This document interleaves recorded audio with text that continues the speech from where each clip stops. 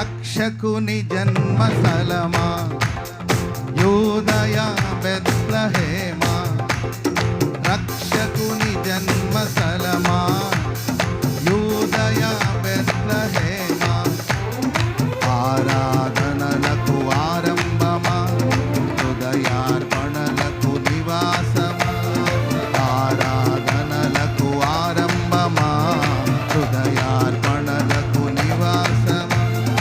ఎందుకో ఇంత భాగ్యము దాచి ఉంచే ప్రభు నీ కోసము, ఎందుకో ఇంత భాగ్యము దాచి ఉంచే ప్రభు నీ కోసము.